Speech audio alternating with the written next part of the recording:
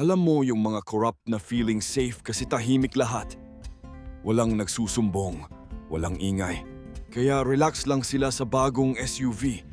Akala mo untouchable, parang bida sa teleserye. Pero minsan, boom!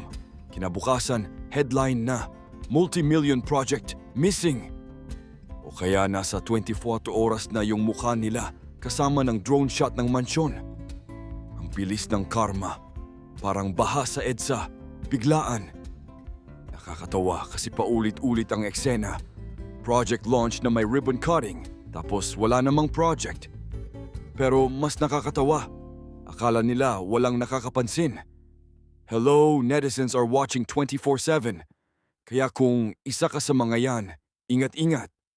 Baka next viral ka. If you like this kind of topic, like and subscribe. Libre to, walang SOP.